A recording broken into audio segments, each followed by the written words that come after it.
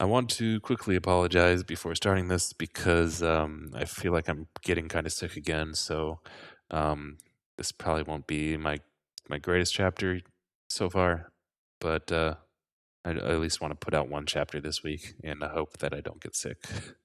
Okay, enjoy. Chapter 15. The illusion of peace shattered. Odyssean lived in a constant state of high concern. Malik was nearby, no doubt plotting something more heinous. As ever, Odyssean did not fear for himself so much as he did Lilia and the others. However, as Achilles had said, they would not leave him of their own free will, and he had no idea how to make them change their minds. Noticing his darkening mood, Master Ethan pulled him aside after dinner the next evening. "You are not yourself. Does something ail you?" "There's nothing." The dark eyes burned into his own. "Yes, I think that there is, but you do not wish to talk now." Ethan frowned. "The other night I offered whatever additional help I could to you. I think this is just such a situation. Perhaps if we met alone when the others sleep, I could, at the very least, pass on some advice." Since the death of his parents, Odyssean had more or less relied on his own advice for over the years, only now and then turning to the likes of Cyrus and other friends of his father. Still, the merchant had seen much and lived through more, and surely had a view of matters far exceeding that of the farmer. Odyssean finally nodded gratefully to his host. "Thank you, I'd like that." "Later, then," murmured Master Ethan. "Say the hour before midnight?" Nodding again, Odyssean returned to the company of Lilia and the others. It was all he could do from that point on to hide his impatience. The minutes took hours to pass, the hours an eternity. When at last he excused himself from Lilia, the noblewoman becoming used to his late night walks, Odyssean almost ran through the house, so eager was he to reach the study and pour out his concerns. On his way, he nearly collided with a smaller figure. Cedric looked up at him, the youth's face oddly pale. "Ced, what are you still doing up?" The boy glanced past, as if impatient to be away from the man before him. My father wanted to see me. Now I'm going to bed." Already feeling late for his own meeting with the Master Ethan, Odyssean patted the merchant's son on the shoulder. "Of course. Off you go, then." Without waiting for a reply from the boy, he continued on. The halls were dimly lit, only a few oil lamps marking the night time. Odyssean passed no guards, the merchant obviously feeling very secure in his own domain. That would certainly change once he had heard what his guest had to say. The door to the study was closed, and no light shone through the bottom. Odyssean looked around the empty hall, then knocked once. From within, Ethan's voice bid him to enter. Relieved, Odyssean slipped inside, quickly shutting the door after him. The only illumination of the room came from a single candle situated atop a small mahogany table to the side.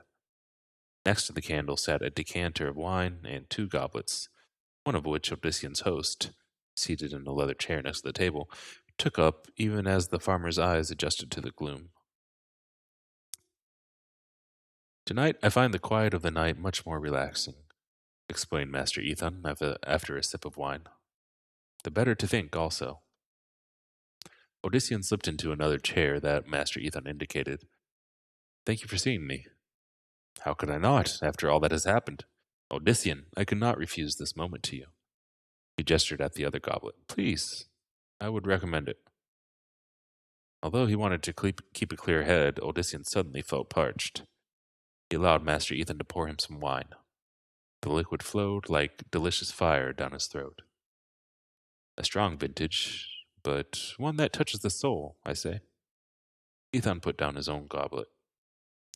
"You are very troubled, my son." Clutching his wine in both hands, Odyssean leaned forward and explained his concerns for his friends, and Partha itself. The older man listened quietly, nodding now and then in understanding. When Odyssean had finished, Master Ethan rubbed his chin in thought. The flickering candlelight danced in his eyes, catching the farmer's attention. "Your fears for my people and your own comrades does you justice, Odyssean. I would hope to do no less myself in your situation. But what can I do to keep them, all of you, from harm? I don't know if I can protect everyone, not from the might of the Triune. I thought I could once, but after the other night. The leader of Parth arose and began to pace slowly in front of Odyssean. His mind was visibly at work. Yes, the other night, as you describe it, shows an inconsistency in your gift I would not have expected. It was a telling moment. Ethan paused, looking down at him. You may be correct. What you wield might not be enough against such a force as the Temple. Their tools are legion. I have heard through trusted sources that they have fanatic warriors who make the peace warders seem pacifists. Some claim that these dark-armored fighters cannot even be slain by mortal means. His description struck home with Odyssean. Yes, the attacker in the street. As I said, Achilles should have slain him with that bolt, but it only startled him.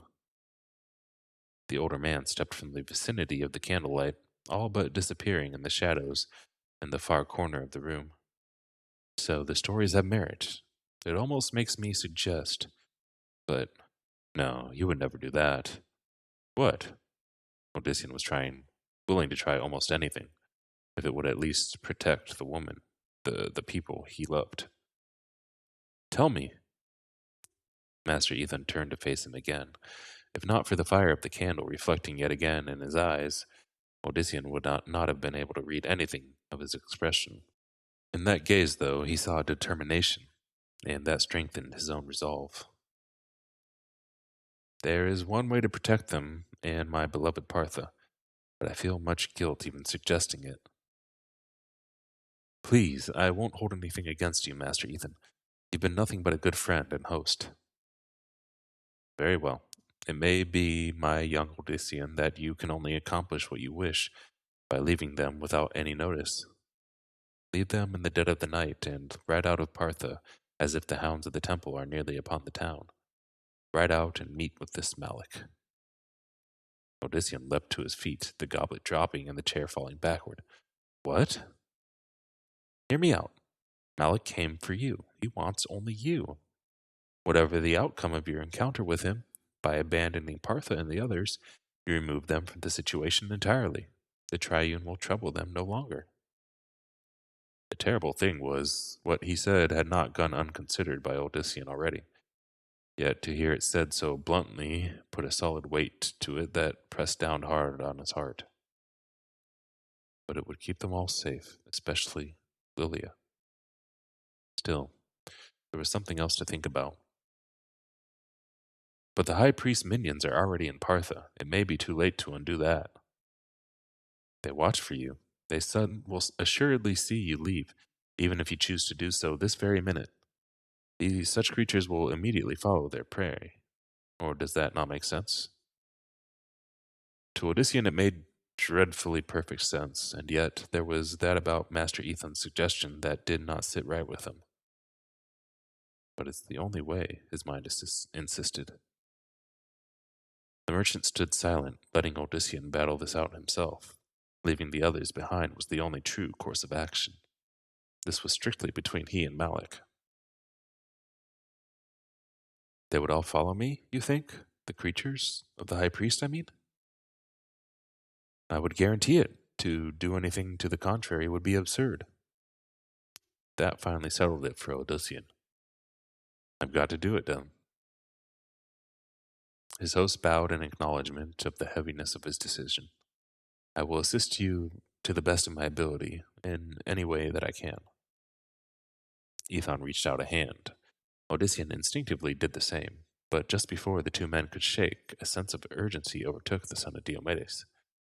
He pulled his hand back and stared at the merchant's eyes. There was something wrong about them. He tore his gaze from the merchant, suddenly needing to look toward the ceiling. It was too late. From the darkness above, a heavy armored form fell upon the farmer. It brought him to the floor, their combined weight cracking the boards beneath them. There is ever something that causes the best plans to somehow go awry, snapped a voice that was not the merchant's. I begin to wonder if it has to do with your curious and unpredictable abilities. Even as Odyssean struggled against his opponent, He recognized the new voice. It was Malik speaking. Malik in the guise of Master Ethan. All so very simple, or so it was supposed to be. Lure you out into the wild where this could be handled without further complications. But as with last time, nothing can go simple where you are involved, farmer, can it? His face almost crushed into the floor. Odyssean gasped. Where? Where is Ethan? Why, right here, replied a voice that was now both Malik's and the merchant's. Let him see, the cleric ordered Odyssean's guard. From behind, a thick hand grabbed the captive by his hair and pulled hard, forcing him to look up. The image of the merchant still stood before Odyssean. Right here in the flesh, Ethan said, once more using the high priest voice. The figure chuckled, then added, or at least wearing his flesh. He reached up and touched his cheek with the palm of his right hand. Where the hand came in contact with the face, the skin there suddenly dripped as if melting. In large portions, it started sliding down to his chin where it hung in gobbets. Odyssean's stomach turned. He struggled to free himself, but the monstrous warrior had him in a tight grip. Through the macabre display, the high priest's own dark countenance began to peek out. Malik pulled his hand away, which caused the horrific melting to cease. He showed Odyssean his palm, revealed there was a sight more terrible than his face, for it was no human hand that Malik had, but rather something that matched his demonic heart well.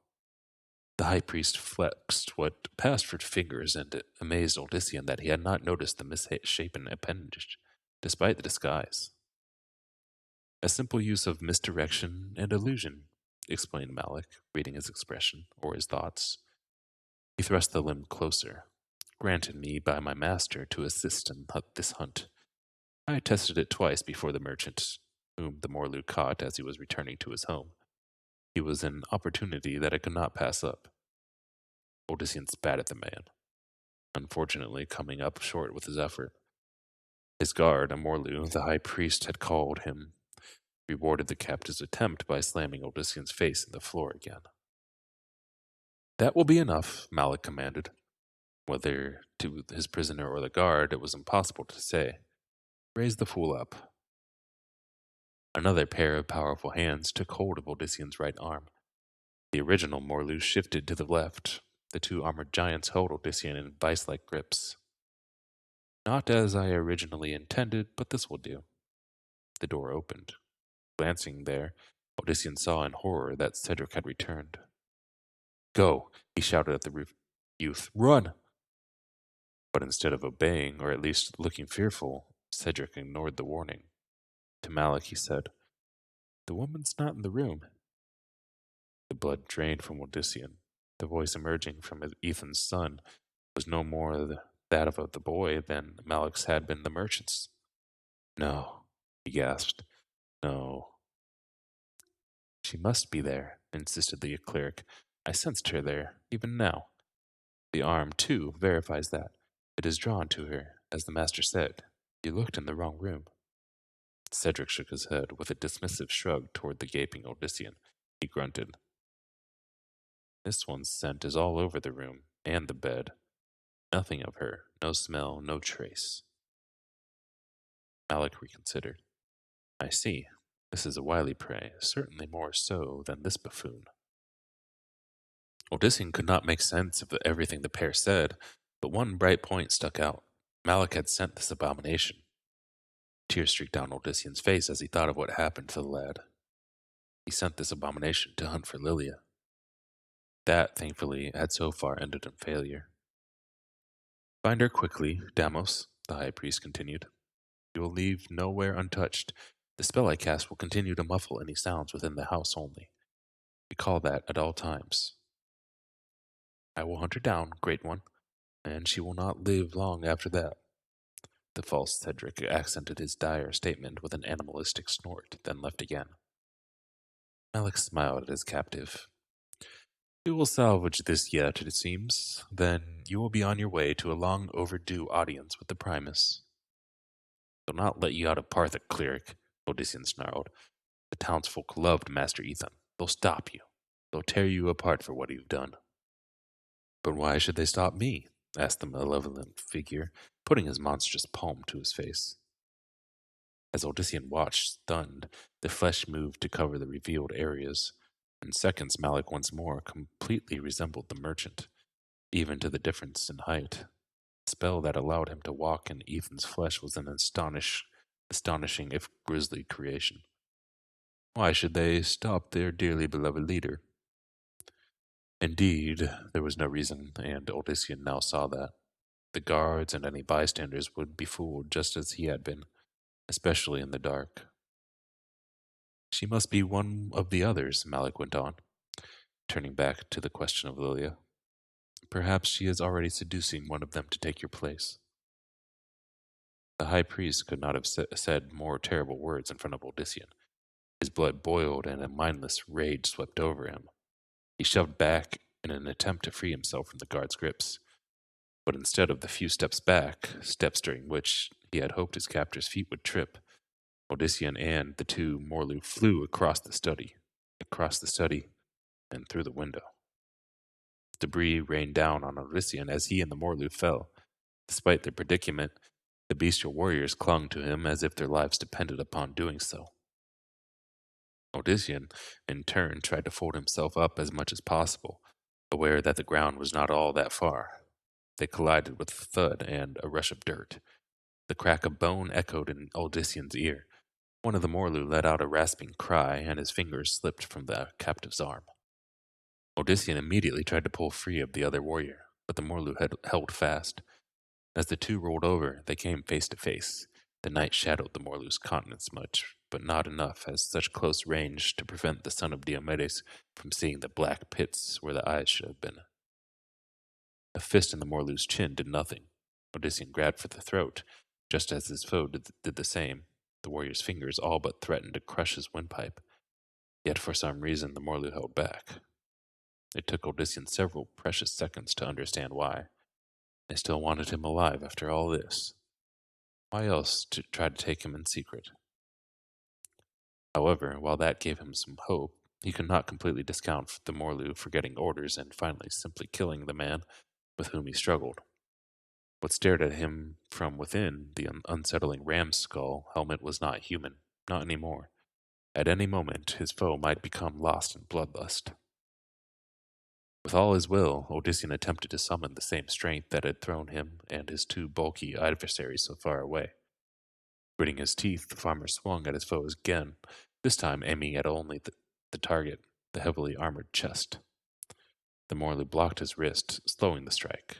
Odyssean's fist splayed open. His palm slapped lightly against the breastplate, hardly enough to do any damage. The Morlu went sinking into the ground as if a huge, invisible hammer had struck him. He sank so deep that there was not even a trace of him to see. Another hand seized hold of even as Odyssean sought to recover. Shouts erupted from elsewhere, likely Master Ethan's guards coming to protect their employer and his property. Odyssean wanted to warn them of Malik's horrific masquerade, but the remaining Morlu, having recovered from the fall, now fell upon him in earnest. Perhaps recovered was not quite the correct word, for as the warrior spun Odyssean to face him, the son of Diomedes found himself staring at a head bent completely to the right. A good portion of the Morlu's neck stuck out in an obscene and impossible manner. Yet none of this appeared to matter to the furious creature. Once again, fingers clamped around Odyssean's throat. The Morlu squeezed, but not enough to kill. Odyssean's air was cut off. He knew that all his foe had to do was wait for him to pass out. Then Malik would have his prey, and no one would be able to save Lilia. Reaching up, Odyssean grabbed a hold of one side of the Morlu's head.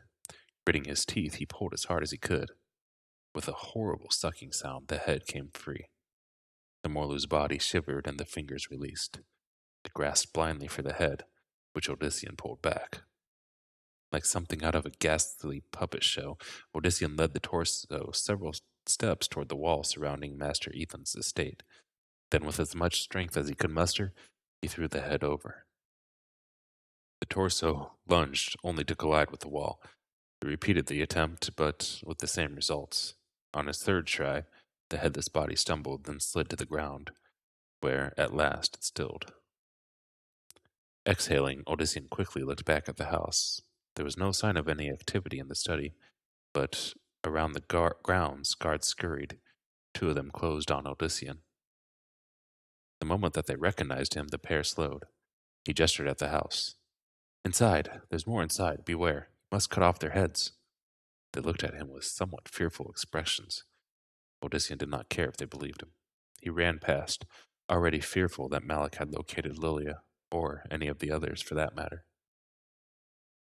Bursting through the front doors, he stumbled over something in the dark. Twisting around on the floor, Odyssean discovered, to his horror, a corpse that surely had once belonged to one of the merchant's household servants. Once again, the contents of Odyssean's stomach threatened to come up, for the body had completely and perfectly been flayed. First Ethon and his son, now this poor soul. Odyssean was caught between revulsion and bitterness. Each of the horrible demises could be tied to him. Yet Odyssean was not foolish enough to blame himself alone. Malik was the culprit who had done the foul work. Malik at the bidding of the Primus. Anger again overwhelmed him. There was nothing that Odyssean could do about the mysterious Lucian, but he could try to see about making certain that the high priest troubled them no more, even if he had to sacrifice himself in the process. The guards he had spoken to stopped at the entrance, the torch in the hand of one illuminating the grisly scene for them. They stared round-eyed at Odyssean. "Beware anyone in that house bearing a weapon or anyone with the semblance of your master and his son. If they are truly Ethon and young Cedric," he had to choke back the emotion swelling up, or else the guards would suspect the truth. "Then they will understand that you locking them away is for their own safety." "Lock them away?" blurted one of the men in surprise. "For their own sake and yours. Trust me." If Odyssean had been any other person, the men likely would have rejected his commands, but they knew of his miracles. Odyssean cursed silently, wishing that more than a handful of people had exhibited some abilities akin to his own. At the moment, he would have been happy with Romos or Jonas at his side, or Achilleos. The archer was his only hope. Achilleos had nearly slain Malik once, and could have killed one of the Morley if aware how. As if the guards sought to catch their wits, Odyssean raced up the steps to the next floor. Already he pictured Lilia lying dead in the corridor. The fear of that coming true urged him on, despite his injuries and exertion. The room he shared with her lay directly ahead. Mustering his strength, Odyssean threw himself at the door. With a crash, it fell open. Odyssean immediately rolled to his feet, ready to face 100 Maliks. But the sinister cleric was not there, and neither was Lilia. Instead, a frightened young woman huddled in the far corner. Odyssean recognized her as one of the women Master Ethon had commanded to see to the noble woman's needs while she was his guest. "Where is she?" he roared, ignoring her fear. "Where is Lilia?" The woman wordlessly pointed at a huge oak clothing cabinet. In addition to what she had been wearing on her arrival, she now had other garments procured for her by their host. The same went for all of Master Ethan's guests. The man had shown nothing but courtesy and care, and what had happened to him was a true nightmare that Odyssean would never forget. And worse, he now feared that it also happened to the woman he loved. Why else would the servant point at the shut cabinet and shiver with such horror?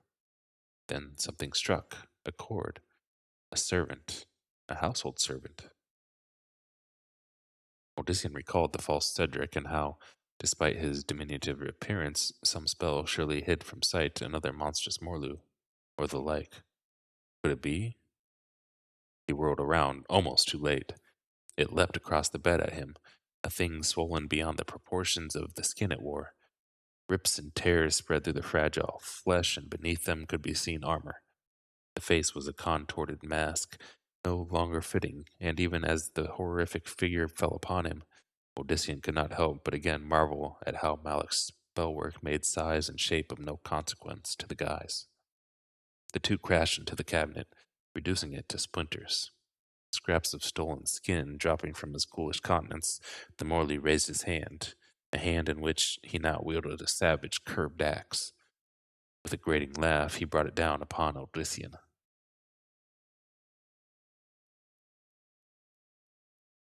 End of chapter 15.